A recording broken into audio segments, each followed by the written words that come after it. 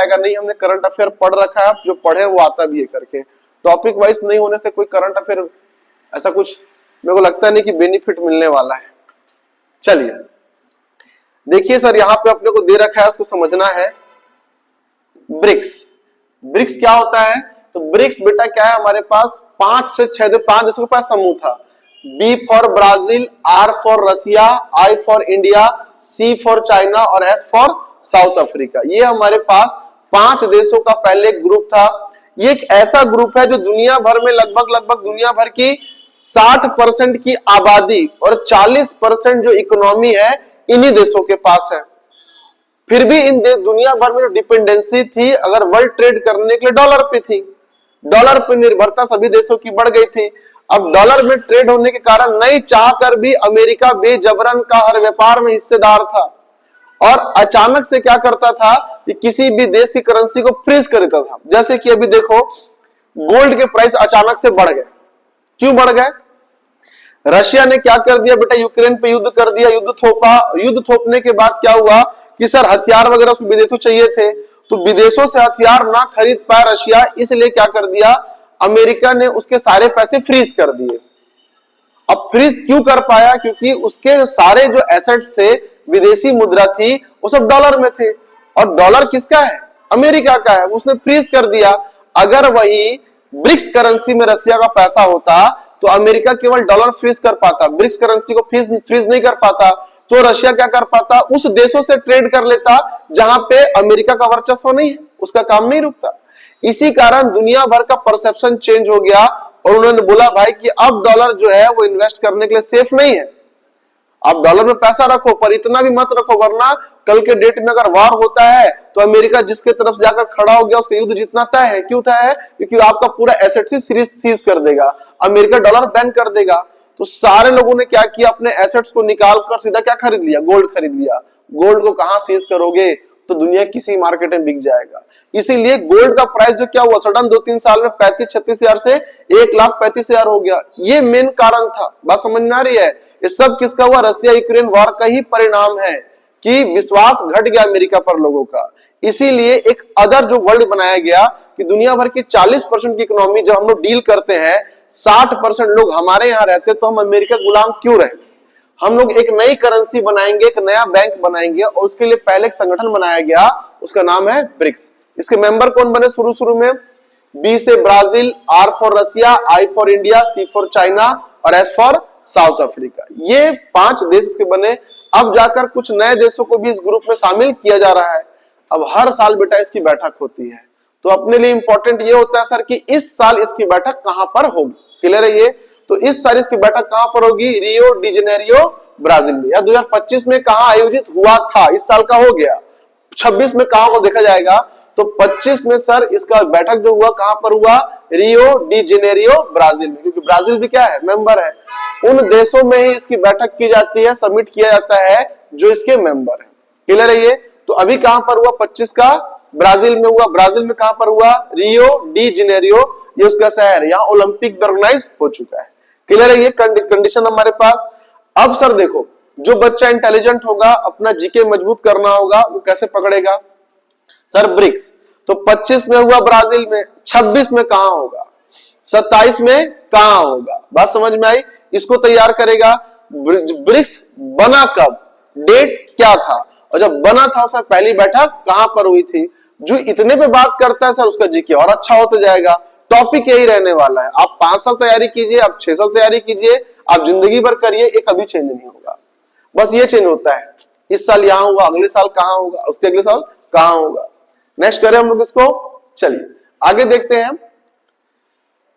अगला सर हमारे पास question number 2, G20 summit group of 20 2025 का आयोजन किस देश में हुआ था? तो ये हुआ था बेटा हमारे पास ऑप्शन नंबर सी, कहां पर? साउथ अफ्रीका में। G20 क्या है? G20 का पूरा नाम है ग्रुप ऑफ 20। क्या नाम है उसका? ग्रुप ऑफ 20, मतलब 20 डेवलप देशों का क्या है? एक समूह है। और इसमें वो पिक्चर देखिए आप लोग, धमाल, उसमें आदि और मानव में एक यूनिट है। बात समझ में आ रही है? तो 19 तो इसमें देश है और जो 20वां मेंबर है वो एक देश नहीं है कि यूनियन है, उसको बोलते हैं यूरोपीय यूनियन। वो उस देश में ही बेटा कम से कम 20 देश हैं, वो लोग बोलते हैं सर हम लोग एक यूनिट है और बाकी आप 19 से अलग से देश रहो। तो दुनिया की टॉप 20 जो इकोनॉमी होती है, जो पैसे में 20 दुनिया के सबसे अमीर देश होते हैं, वही इसके मेंबर होते हैं। किसके? G20 के। बात समझ में आ रही है? अब सर इसका पूछेगा कितने मेंबर है, सर 19 देश और एक क्या है, तो यूरोपीय यूनियन। अब इंडिया क्या कर रहा है, इसका मेंबर बन चुका है क्योंकि हम लोग 4th लार्जेस्ट इकोनॉमी अपने वर्ल्ड की, तो वो जबरदस्ती के 3-4 और देशों क्या करता है, इसमें बुला लेता है और इसका समूह बनाने का प्रयास करता है। अब पूछेगा सर 2025 में समिट कहां पर हुई थी बेटा इसकी? South Africa. 2025 कहां हुआ था इसका? South Africa. ब्राजील ब्रिक्स का कहां हुआ था? ब्राजील में। और G20 कहां हुआ? साउथ अफ्रीका में हुआ। क्लियर है ये? चलिए अगला दूसरा दिया हमारे पास आसियान। आसियान समिट 2025, इसका आयोजन कहां पे हुआ? कुआलालंपुर मलेशिया में। कुआलालंपुर मलेशिया में। क्लियर है ये? चलिए अगला देख लेते हैं SCO summit. SCO summit 2025 Shanghai corporation organisation, ये कहां पर हुआ सर? तो ये हुआ हमारे पास तेंजिन चाइना में। अब क्या लिखा है सर? एससीओ मतलब संघाई कॉरपोरेशन ऑर्गेनाइजेशन। एससीओ इस पूरा नाम है उसका, संघाई कॉरपोरेशन ऑर्गेनाइजेशन। इस समिट का आयोजन 2025 में कहां पर हुआ सर? तो तेंजिन कहां पर हुआ? चाइना में। अब यहां पे ये जो नाम होते हैं चाइना के, इनके शहरों के नाम बड़े मुश्किल होते हैं बेटा। टियानली, हेंजाओ, ताइंजिंग ऐसे करके। तो अपने को बस ओवरऑल क्या याद रखना है सर? चाइना में, क्योंकि जितने भी एग्जाम है कंट्री पूछता है। अगर भारत के अंदर कोई समिट हो रहा है तो क्या पूछेगा पता है? भारत, उसके बाद स्टेट, स्टेट के बाद जगह पूछ लेगा। लेकिन अगर दूसरे देश में हुआ है तो प्रोबेबिलिटी होती क्या पूछता है? तो बस कंट्री का नाम पूछता है। तो एससीओ का फुल फॉर्म क्या है? Shanghai corporation organisation. और 2025 समिट कहां पे हुआ सर उसका? चाइना में। क्लियर है ये? चलिए आगे बढ़ते हैं इससे। एक हमारे पास दिया हुआ है बिम्स्टेक। बिम्स्टेक समिट 2025 का जो 6th उसका वो था कंडीशन, सॉरी क्या बोलते हैं उसको, 6वें नंबर का उसका जो प्रोग्राम था वो कहां पर आयोजन हुआ सर? किस शहर में हुआ? तो ये हमारे पास हुआ बैंकॉक, थाईलैंड। कहां पर हुआ? बैंकॉक, थाईलैंड में। अब सर याद रखने का अच्छा तरीका, श्रीलंका, कोलंबो, थाईलैंड, बैंकॉक, नेपाल, काठमांडू, बांग्लादेश, ढाका, सभी कैपिटल का नाम दे रखा है। तो हुआ कहां पर है बेटा? बैंकॉक। और है कहां पर? तो थाईलैंड में। कौन समिट हुआ है? BIMSTEC summit. और ये कहां पर हुआ है सर? तो ये थाईलैंड में हुआ है। ठीक है, ये समिट है, इंपॉर्टेंट है, बड़े बड़े देशों का समूह होता है, ग्रुप होता है, बहुत बड़े बड़े फैसले लिए जाते हैं इसमें, तो इनका नाम आपको पता होना चाहिए। एक हमारे पास दिया बेटा कोप, कोप 30। इन सब को देखो हम लोग पहले भी किए हैं। शर्त ये सर पहले अरेंज नहीं था, अब सारे टॉपिक क्या रहेंगे? अरेंज रहेंगे। मान लो सर 50 टॉपिक करने, 50 स्लाइड स्क्रॉल किया, हमारा काम हो गया। ठीक है, दिया कोप 30 United nation climate change conference 2025। इसका आयोजन कहां हुआ बेटा? तो हुआ बेलेम, ब्राजील में। कहां पर हुआ? ब्राजील में। ऑप्शन नंबर सी क्या होगा इसका सही आंसर होगा। अब ये क्या है? कॉप 30, इसको समझना है। देखो क्या हुआ, दुनिया की भर के देश देख रहे हैं भाई कि ना क्लाइमेट में बहुत ज्यादा चेंज आ रहा है। क्यों चेंज आ रहा है? दुनिया भर का अब कोयला जला रहे हैं, पेट्रोल जला रहे हो, क्या करने के लिए? बिजली पैदा करने के लिए। अब उससे दुनिया भर के कार्बन मोनोऑक्साइड जैसे जहरीले गैसेस निकलती है, जिससे ओजोन लेयर खराब हो रही है। फिर जो फाइटर प्लेन्स दुनिया भर के उड़ाए जाते हैं, उससे आयनोस्फीयर खराब हो रहा है। तो ऊपर से क्या होता है सर? बहुत ज्यादा मात्रा में UV rays, UVB, UVA rays क्या कर रही है? पृथ्वी के अंदर पहुंच रही है। और कार्बन डाइऑक्साइड बढ़ने से क्या हो रहा है? तो पृथ्वी का टेम्परेचर भी गर्म हो रहा है। आपको पता है कि नहीं, सबसे ज्यादा हीट को ऑब्जर्व करने वाली गैस कौन सी है? Carbon dioxide. बात समझ में आ रही है? कमरे को हम लोग बंद कर लेते हैं, 5 लोग बैठने से क्या होता है? रूम गर्म हो जाता है। क्यों गर्म हो जाता है? हम लोग कंटिन्यूअसली क्या निकालते रहते हैं? कार्बन डाइऑक्साइड निकालते रहते हैं। उससे क्या होता है सर? वो जो गैस है ना, कार्बन डाइऑक्साइड, वो हीट को कैच करके बैठ जाती है, बाहर जाने नहीं देती है। तो रूम का टेम्परेचर गर्म हो जाता है। तो पृथ्वी में जब कार्बन डाइऑक्साइड बढ़ेगा तो सनलाइट जो एनर्जी लेकर आती है, अगर कार्बन कम होगा, थोड़ा गर्म होगा, चला जाएगा। लेकिन जब कार्बन बढ़ जाता है तो क्या होता है? वो गर्मी जा ही नहीं पाती है और पृथ्वी का टेम्परेचर बढ़ने लगता है। उससे होता क्या है? ग्लेशियर्स पिघलने लगते हैं। सुनोगे ना, ग्लेशियर अंटार्कटिका में जो है पिघलने लगता है। सी लेवल बढ़ने लगता है। सी लेवल इतना बढ़ गया बेटा कि इंडोनेशिया की राजधानी क्या थी पहले, जकार्ता। अब जकार्ता राजधानी नहीं रही, अब नुसंतारा हो गई। कारण क्या है पता है आपको? उस देश चारों तरफ से ना वो आइलैंड वाला देश है, पानी के अंदर घिरा हुआ रहता, चारों तरफ समुद्र है, समुद्र का पानी खारा होता है। और उस देश का जो सी लेवल है ना, ग्राउंड लेवल, उस सी लेवल से 4-5 मीटर ही ऊंचा है। जब सी लेवल बढ़ा तो ग्लेशियर पिघले, तो हर वो मीठे पानी का स्रोत, चाहे वो झरने हो, कुएं हो गए, उन सब में खारा पानी घुस गया। तो जकार्ता में पीने के लिए मीठा पानी बचा ही नहीं। जब मीठा पानी नहीं तो लोग वहां करेंगे क्या? वो लोग वहां शिफ्ट हो गए और कहां चले गए? नुसंतारा। और सोचो इसी क्लाइमेट चेंज के कारण ही एक देश को अपना कैपिटल चेंज करना पड़ेगा। इतना खतरनाक होता है। तो दुनिया भर के देश क्या करते हैं, एक समूह बना के रखे हैं जो क्लाइमेट चेंज के ऊपर सबमिट करते हैं, रिपोर्ट देते हैं। होता कुछ नहीं है, जो अच्छा प्रदर्शन करेगा उसके लिए तालियां, जो खराब करेगा उसके लिए गालियां, बस यही होता है। जर्मनी देख लो, हमारा देश क्या कर रहा है, हम लोग भाग रहे ग्रीन एनर्जी के तरफ जा रहे ना भाई, इलेक्ट्रिक व्हीकल करो, फिर सोलर पैनल लगा दो। प्रधानमंत्री सूर्य घर बिजली योजना, 1 करोड़ घरों पर क्या लगेगा? सोलर पैनल्स लगेंगे। ये सारा कुछ हो रहा है। और हम लोग न्यूक्लियर पावर प्लांट का यूज कर रहे हैं। क्यों कर रहे हैं? क्योंकि न्यूक्लियर पावर प्लांट से ना उतना ज्यादा क्या नहीं होता, गंदगी नहीं होती है जितना कोयला वाला करता है। अब दूसरी तरफ एक देश है आपका जर्मनी, वो इतना बड़ा हरामखोर है, उसने 12 न्यूक्लियर पावर प्लांट अपने तोड़ दिए और बोला कि हम लोग कोयले से बनाएंगे बिजली। तो बोले भाई फिर तो गंदगी फैलेगा, आप लोग बहुत यूज करते, क्योंकि हमारे यहाँ मोहल्ले में एक एसी होती है। और जर्मनी जैसे डेवलप देश में पता क्या होता है, एक घर में 6 एसी होता है, कुत्ते के लिए अलग से एसी होता है उन लोग के पास, ठंडी मीटर अलग चलेगा। हमारे यहाँ तो पानी गर्म करते ना, ठंडे पानी से नहा ले, रोज चलाते रहता है हीटर को, बिल कौन भरेगा? बात समझ में आ रही? उसके यहाँ नहीं, उनके दिन भर घर में क्या चलेगा? हीटर चलेगा। ये समस्या है उनके यहाँ, इतना उन लोग दुरुपयोग करते हैं। अब वो लोग सोचो 12 पावर प्लांट तोड़े न्यूक्लियर वाला, अब उसके जगह क्या ला लिया? कोयले वाला। सोचो कितना कोयला जलाएंगे, कितना कार्बन निकलेगा। तो बोलते उससे अपने कोई मतलब नहीं, तो दुनिया जाने, हम तो ऐसे चलेंगे करके, सस्ता पड़ता है कोयले वाला, ये कंडीशन है उसके पास। ठीक है, तो बेटा ये हमारे पास संस्था बनी है जो दुनिया भर में सबमिट करती है देशों में जा जाकर, और तालियां और गालियां, बस 2 काम होता है इसका, कर कुछ नहीं सकती है। जो ज्यादा कार्बन निकालेगा गालियां, जो कम निकालेगा उसके लिए तालियां। जैसे भूटान दुनिया का एकमात्र ऐसा देश है जो क्या बन गया है? Carbon negative. कार्बन नेगेटिव का मतलब यह है कि जितना ज्यादा वो कार्बन पैदा नहीं करता, उससे ज्यादा कार्बन उसका एनवायरमेंट क्या करता है? ऑब्जर्व कर लेता है। बात समझ में आ रही है? ये होता है कार्बन नेगेटिव। बाकी सब क्या चल रहे हैं? पॉजिटिव में चल रहे हैं। तो बेटा बैठक कहां पे हुई सर? COP30 की। तो ये हमारे पास हुई है बेलेम, ब्राजील में। ये 30 जो है अगले साल क्या हो जाएगा? 31 हो जाएगा। बैठक के जितने नंबर्स होते हैं वो यहाँ पर जुड़ते जाते हैं, 29, 30, 31 ऐसे करके जुड़ते जाएंगे। 2025 में कहां पर हुआ है? तो ब्राजील में हुआ है। हाँ जी, 2024 में हुआ था G7 समिट। तो भाई देखो G7 जैसे हमारे पास G20 था, ग्रुप ऑफ 20, तो ग्रुप ऑफ 20 में ना डेवलप और डेवलपिंग दोनों कंट्रीज आती है, बस पैसा होना चाहिए उसके पास।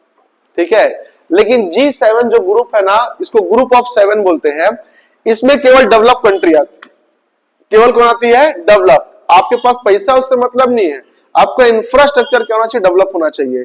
इत्तेफाक से भारत इसका मेंबर नहीं है, भारत G7 का मेंबर नहीं है, याद रखना। G20 का है, G77 का है, G7 का मेंबर नहीं है। लेकिन भारत को हर साल क्या करते थे? G7 में बुलाया जाता था एज ए चीफ गेस्ट। ठीक है, इस बार हम लोग पाकिस्तान को मारे, इस बार हम लोग को नहीं बुलाया चीफ गेस्ट, क्योंकि पाकिस्तान को मारने दर्द किसको होता है? अमेरिका को। और इन सभी ग्रुप का मुखिया कौन है? अमेरिका। तो अमेरिका का डोनाल्ड ट्रंप बोलता है, मैं बोले रहो ना तुला मत मार करके, तो काबर मारे हंस करके, तुला नहीं बुलावे बार। तो इस बार उसको नहीं बुलाया। तो इस बार याद रखना बेटा, G7 को पहली बार ऐसा हुआ कि भारत को इसमें नहीं बुलाया एज ए गेस्ट। भारत 20-25 साल से आ रहा था, इस बार उसको नहीं बुलाया गया ग्रुप ऑफ 7 में। कहां पर हुआ सर ये? तो ये हुआ कनाडा में। कहां पर हुआ ये? कनाडा में हुआ। और ऊपर से इससे जमता भी नहीं है हमारा, आपको पता ही होगा, पन्नू, निज्जर, लॉरेंस बिश्नोई, कुछ याद आ रहा कनाडा से? हमारे साथ क्या हो चुके हैं उनके? हमारे रिश्ते खराब हो चुके हैं यहाँ पे हम लोगों ने अपना राजदूत भी नियुक्त करना बंद कर दिया, हमारे सारे राजनयिक रिश्ते खत्म हो चुके हैं। तो ये भी एक बहुत बड़ा कारण था कि कनाडा में जब G7 ऑर्गेनाइज हुआ तो भारत को वहां पे एज ए गेस्ट नहीं बुलाया गया। क्लियर है ये? चलिए याद रखा करो ये सब चीज को, डिस्कशन से निकल कर आता है बेटा। नया चीज हमारे पास क्या है? वर्ल्ड इकोनॉमिक फोरम इंपॉर्टेंट है। WEF एनुअल मीटिंग 2025 ये कहां पर हुआ सर? तो स्विट्जरलैंड में। कहां पर हुआ? स्विट्जरलैंड। वर्ल्ड इकोनॉमिक फोरम एक फोरम है जो क्या काम करता है? दुनिया भर के देशों के इकोनॉमिक ग्रोथ, उनका डाटा रखना, उनके लिए रिपोर्ट जारी करना कि कौन सा देश कैसा ग्रोथ कर रहा है, कौन सा देश है जो ब्लैक लिस्ट हो गया है, कौन सा ग्रे लिस्ट हो गया है, कौन सा व्हाइट लिस्ट है, ये सब कौन जारी करता है? तो वर्ल्ड इकोनॉमिक फोरम करता है। कहां पर हो सर? 25 से बैठा किसकी? तो स्विट्जरलैंड में हुई है। नेक्स्ट करें हम लोग, इसमें ज्यादा नहीं, एक दो और है बस। AI ऑक्शन समिट, इसको याद रखना बेटा। कहां पर सर? AI ऑक्शन समिट 2025, क्योंकि अभी दुनिया में यही ट्रेंड कर रहा है। आर्टिफिशियल इंटेलिजेंस समिट का आयोजन कहां पर हुआ सर? ये हमारे पास हुआ पेरिस, फ्रांस में। इसको याद रखना, अच्छा क्वेश्चन है कि सर AI जो ऑक्शन समिट है 2025 कहां पर हुआ? वो पेरिस, फ्रांस में हुआ। ठीक है, चलिए अगला देखते हैं। नेटो, भाई इसको तो भूलना ही नहीं। नेटो तो ट्रेंड में चल रहा है। इसका फुल फॉर्म क्या है पता है किसी को? राहुल बताओ तो फुल फॉर्म क्या है इसका, नेटो का? भाई क्या है उसका, पता है आप लोग को नेटो का? इसे बता दो बेटा। नॉर्थ अटलांटिक ट्रीटी ऑर्गेनाइजेशन, बात समझ में आ रही है? इसका फुल फॉर्म है नेटो। देख बेटा, दुनिया में ना आज हम लोग को लगता है सर कि यूएसए बहुत बड़ी ताकत है, अमेरिका। ऐसा नहीं है। यूएसए से पहले उससे भी 4 गुना बड़ी ताकत थी USSR, United state of Soviet रूस। रसिया उसका हेड था उस समय। Kazakhstan, Kyrgyzstan, Turkmenistan, Ukraine, Jordan, Poland, ये सब क्या थे? उसके मेंबर थे पहले, जैसे आज यूएसए के मेंबर है। उसके पास 1991 से पहले लगभग 16 से 17 हजार परमाणु बम थे उसके पास। बात समझ में आ रही है? और जब बंटवारा हुआ ना तो यूक्रेन को मिला था 5,500 परमाणु बम, रशिया के पास 8,000 बचा हुआ था, अमेरिका के पास आज भी 6,500 है। बात समझ में आ रहा है? इतना बड़ा था। तो और उससे डरता बहुत कौन था? तो पूरा का पूरा यूरोप डरता था, क्योंकि यूरोप था क्या यार? कुछ नहीं था। रशिया के सामने, यूएसएसआर के सामने यूरोप कुछ भी नहीं था। अब दोनों में क्रिश्चियन का झगड़ा था, तो बोले अकेले अकेले रहोगे बेटा तो मारे जाओगे। अकेले कौन? जैसे कि ब्रिटेन, फ्रांस, जर्मनी सब क्या थे? अकेले। रशिया सबको कुचल देगा। तो उन्होंने मिलकर अमेरिका को साथ मिलाया और एक ग्रुप बनाया, उसका नाम था NATO, North Atlantic Treaty Organisation.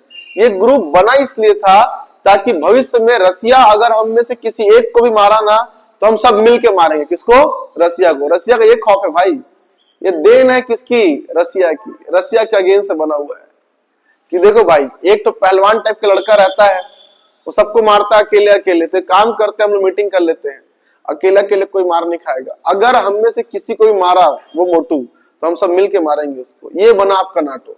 Clear है? ये नाटो के मेन मेंबर में कौन कौन है सर? तो फ्रांस है, ब्राजील है, अब सॉरी फ्रांस बोलता हूं, फ्रांस है, जर्मनी है, यूके है, ब्रिटेन है, आयरलैंड है, नीदरलैंड है, पोलैंड है, फिर आपको क्या बोलते हैं अमेरिका, सब इसके मेंबर है। सब मिलकर एक सेना बनाते हैं, पैसा देते हैं, उसको नाटो बोलते हैं। नाटो की आर्मी बोलती है। लगभग 32 देशों के आसपास की बन चुकी आर्मी। 33 लोग देश जो है अकेले मिलकर लड़ते हैं। किससे? रशिया से। अभी यूक्रेन मार क्यों खा रहा है 3 साल से? उसको भी मेंबर बनने का शौक था। किसका? नाटो का। लेकिन रूल ये कहता है कि जब मेंबर बन जाएगा ना तब नाटो मारने के लिए आएंगे। अप्लाई करोगे उस समय थोड़ी आ जाएगा। तो खाली अप्लाई किया, रसिया ऊपर चल गया। रसिया बहुत मार रहा है उसको 3 साल से। बात समझ में आ रही है? तो ये वही है, इसको याद रखना, North Atlantic Treaty Organisation. North Atlantic किस लिए बोलते हैं उसको समझना बताता हूं मैं। नॉर्थ का मतलब क्या होता है? उत्तर।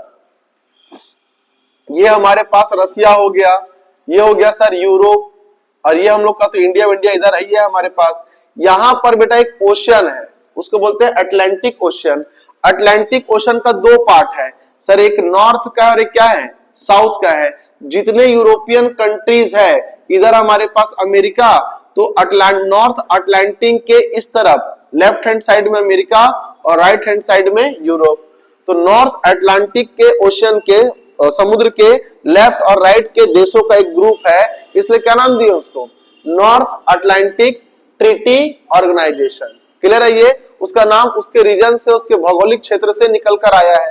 कहां पर हुआ बेटा, ये नीदरलैंड में। कहां पर हुआ, नीदरलैंड में। नीदरलैंड में तो क्या है, उसका मेंबर है। क्लियर है ये, चलिए आगे देखते हैं। एक और करा रहा हूं, बस इसको कर लेना, बाकी छोड़ देना। दिया सर, यूरोपीय सेंट्रल एशिया समिट 2025 कहां पर आयोजित किया गया, तो ये किया गया बेटा हमारे पास उज्बेकिस्तान में। कहां किया गया, उज्बेकिस्तान में। उज्बेकिस्तान कहां पड़ता है सर, तो ये एशियन कॉन्टिनेंट में पड़ता है। कहां पर पड़ता है, एशिया कॉन्टिनेंट में पड़ता है। यहां पर हुआ यूरोपीय यूनियन सेंट्रल एशिया समिट 2025। तो इतने बेटा फिलहाल क्या करना है अपने को, समिट्स में करके रखने हैं। तो कल हम लोग 2 पॉइंट पढ़े थे। एक कौन सा पॉइंट था, एक था ग्रैंड पिक्स, एक था ग्रैंड स्लैम, और एक हमारे पास क्या हो गए, इंटरनेशनल समिट्स हो गए। क्लियर है ये, इसको मेमोराइज करके आना है आपको, पूरा नहीं रटना है। बस ये इसको करने के बाद सर ये पॉइंट बस कि हाँ सर यहाँ पे हुआ था यूरोपीय यूनियन सेंट्रल एशिया समिट, कहां पर हुआ था, तो उज्बेकिस्तान में हुआ। दैट्स इट, इतना ही करना है। स्टेट के नाम मत रटना, सिर्फ किसको रटना है सर, अपने को